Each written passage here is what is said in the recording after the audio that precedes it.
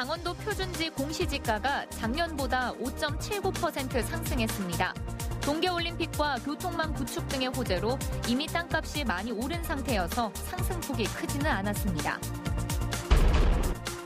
제2경춘국도 신설 노선을 두고 노선이 지나가는 시군의 주장이 잇따라 나오고 있는 가운데 춘천시가 수도권과 강원도를 최단 거리로 잇는 노선이 가장 바람직하다는 입장을 내놨습니다.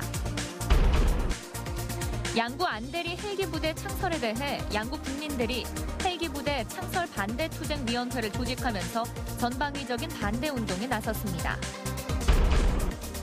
강원도지사의 최근 2년간 행사 발언을 묶은 연설문집이 관행적으로 발행돼 예산 낭비 비판을 받고 있다는 어제 본 방송의 보도와 관련해 강원도가 대안을 찾기로 했습니다.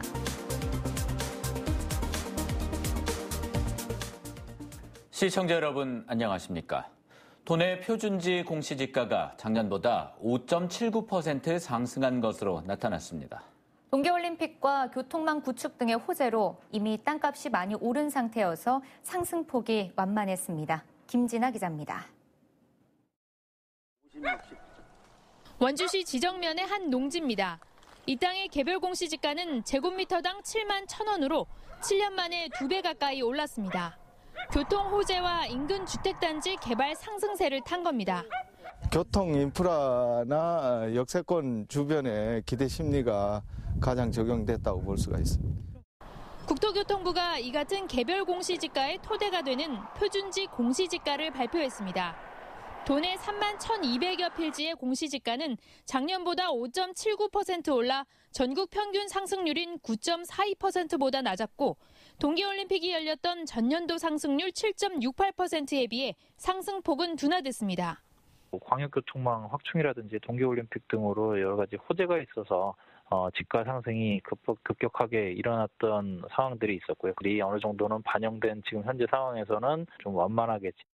지역별로는 고성과 양양, 영월이 9%를 초과한 높은 상승률을 보였는데 관광 수요 증가와 남북관계 개선에 따른 접경지역 투자 수요 증가, 레저 스포츠 활성화, 귀농 전원주택 등의 수요가 원인으로 분석됐습니다. 서울 양양 고속도로 개통 이후에 해양 레포츠에 대한 인지도도 많이 높아진 그런 상태고 그 교통망도 크게 확충이 되다 보니까 도내 최고 지가는 원주시 중앙동으로 제곱미터당 1,000만 원, 최저지가는 삼척시 하장면 둔전리로 제곱미터당 220원이었습니다. 표준지 공시지가는 한 달간의 이의 신청과 재조사 등을 거쳐 오는 4월 12일 최종 공시됩니다. MBC 뉴스 김진아입니다.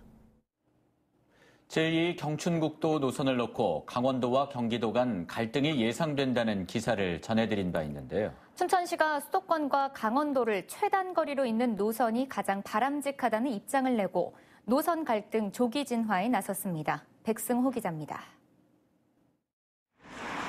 예비 타당성 조사 면제로 사업 추진에 날개를 단 제2경춘국도. 하지만 경기도 가평군이 가평 지역을 통과하는 노선을 주장하면서 예상치 못한 암초를 만났습니다. 춘천시가 노선 갈등 조기 진화에 나섰습니다. 이재수 춘천시장은 원주지방국토관리청을 찾아 금남 IC에서 남이섬 남쪽을 지나 춘천 당림리까지 곧장 연결하는 노선이 수도권과 강원도를 최단 거리로 이어준다고 설명했습니다. 제2경춘국도 예타 면제는 정부가 배정한 강원도 몫이라며 경기도의 끼어들기를 경계했습니다. 강원도의 이익과 이해가 관철되어주는 구조로 가야지 타 시도에 의해 또다시 바뀌거나 변화가 있거나 하는 상황은 있을 수 없다고 봅니다.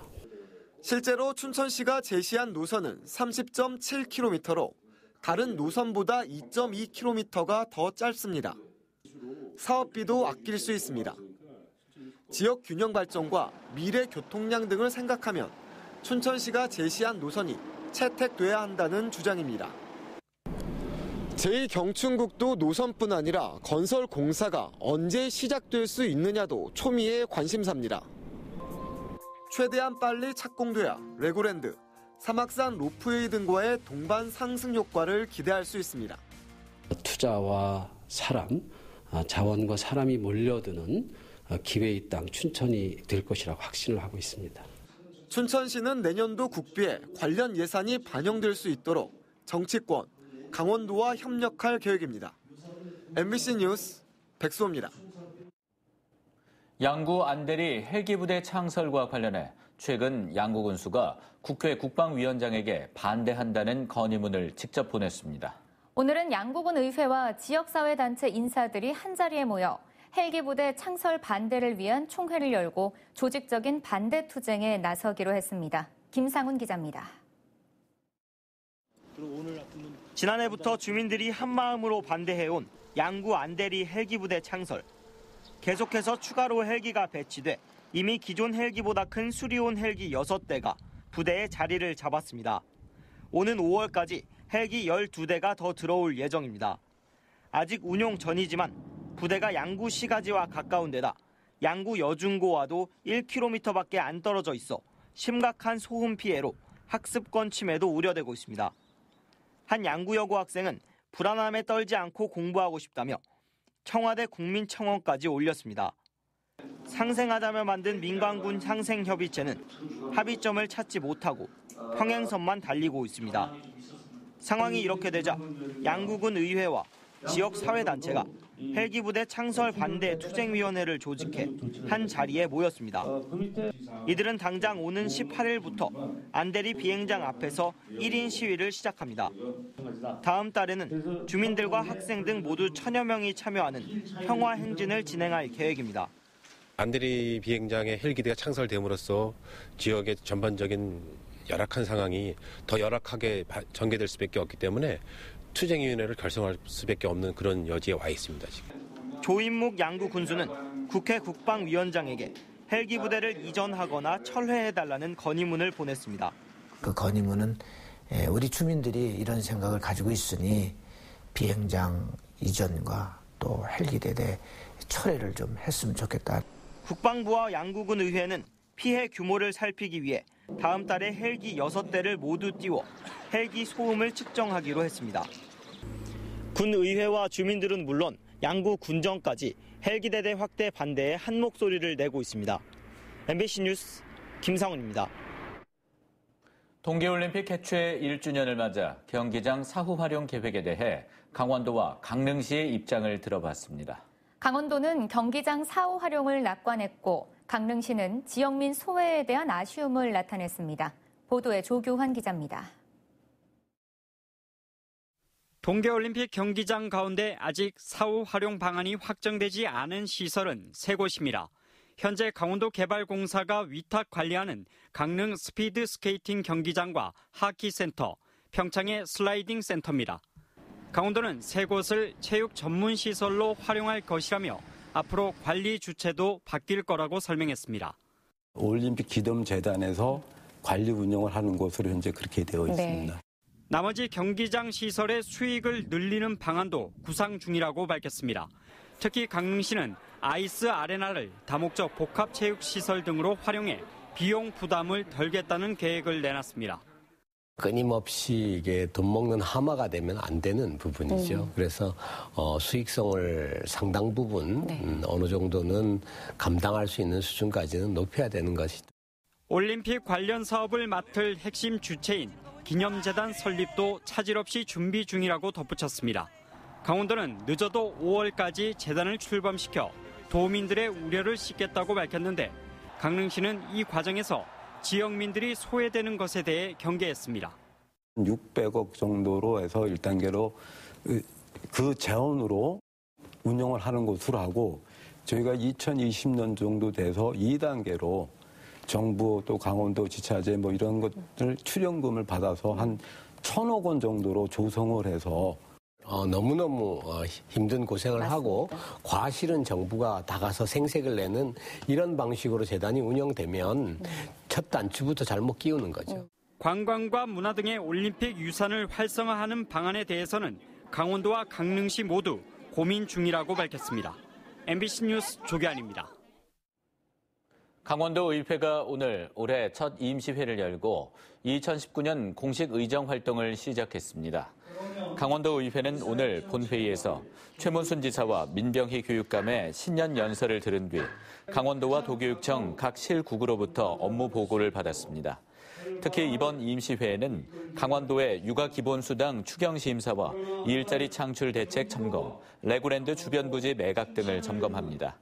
아울러 경제건설위원회는 오는 15일 강원도 건설교통국 업무보고를 처음으로 화천군 사내종합문화센터에서 엽니다.